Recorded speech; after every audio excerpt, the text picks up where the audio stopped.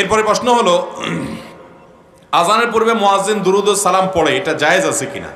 আমাদের দেশে অনেক এলাকাতে, বিশেষ করে চট্টগ্রামের দিকে একটু বেশি, চাঁদপুর এলাকাতে আছে, আরো বিভিন্ন এলাকাতে আছে যে আজানের আগে মুয়াজ্জিন সাহেবরা বিভিন্ন দুরুদ পড়ে, আসসালাতু আসসালামু আলাইকা ইয়া রাসূলুল্লাহ, এরকম পড়ে।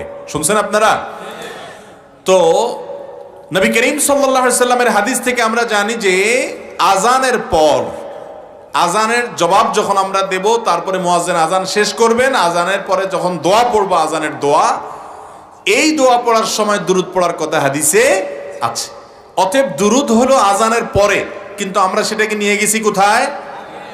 আজানের আগে। নবী করিম সাল্লাল্লাহু আলাইহি সাল্লাম যেখানে যে আমলটা করতে বলেছেন, ওইখানে ওই আমল করার ভেতরেই কল্যাণ আছে। আমি যদি সেটা উল্টে ফেলি, তাহলে সেক্ষেত্রে কল্যাণের চাইতে অকল্যাণ বেশি হতে পারে।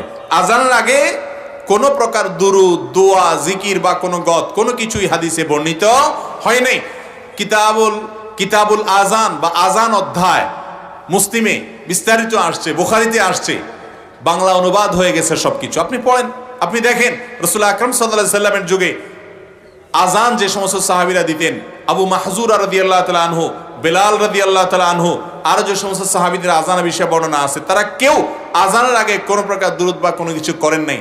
আপনি যদি সেখানে নতুন একটা সিস্টেম বানিয়ে নেন, সেটা বেদাতে পর্যবসিত হতে পারে। মন গড়া কোনো পদ্ধতি, কোনো আমল শরীয়তে যেখানে ফরম্যাট আছে, সেখানে নিজে আরেকটা ফরম্যাট তৈরি করে নিলেন বা এটাকে উল্টায় নিলেন, এটা সুস্পষ্ট বিদআত হবে। আল্লাহ তাআলা আমাদেরকে বুঝার এবং এই ধরনের মন গড়া আমল থেকে বেঁচে থাকার তৌফিক দান করুন।